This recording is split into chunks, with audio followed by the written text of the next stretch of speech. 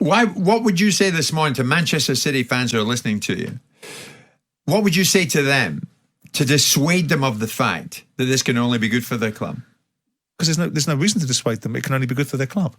I mean, if you look at the transfer spend over the last 3 years... But you're still not having it. Well, I'm not having the inflation in football salaries because it has to become somewhere. People cry and they get nasty about the reality of the European Super League, but these are the reasons why. These people talk about 2 tournaments and X amount of teams going into the Champions League and X amount of managers sitting there crying about fixture lists and telling everybody that it's a hard done by world that they live in.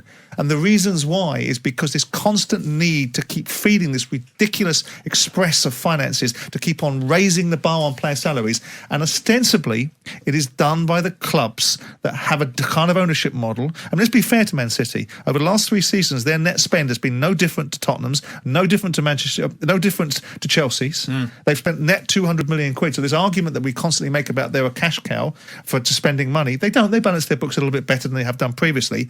But there's only a certain type of club that will pay a £500,000 a week wage. It'll be a club that's owned by an oligarch or Middle Eastern consortium, because their agenda is different. It's not a football agenda. Football is the product that they're attaching themselves to, right, to legitimise other parts of their reasons for being there. So foreseeably, this gap's never going to narrow down. It's only going to get wider. Well, the only way it's going to narrow down is if there is real governance and if the threat of independent regulation comes about with the FA being stepped in as a proper regulator and financial controls are put on the Premier League to say, if you buy a football club, you can spend what you want for 3 years, but after that, you can't keep on spending that way. And also, we want wage controls. But £500,000, no one should really want this. We throw these figures around in a country that's got food banks up the yin-yang as if 500 grand a week on a football is just something we should all accept. Yeah. They're not worth it.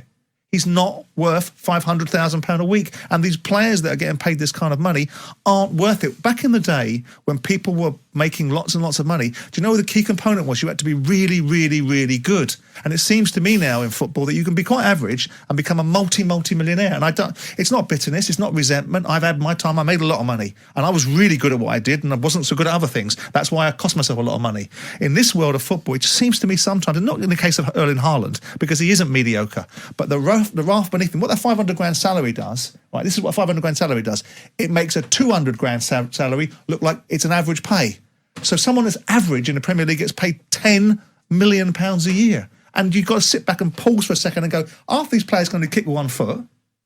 And you look at it and go, how do you get £10 million a year to be an average Premier League footballer? That's what a 500 grand salary does to the rest of the pay packets. Why didn't you and I just stick to kicking a ball about? I know. If only.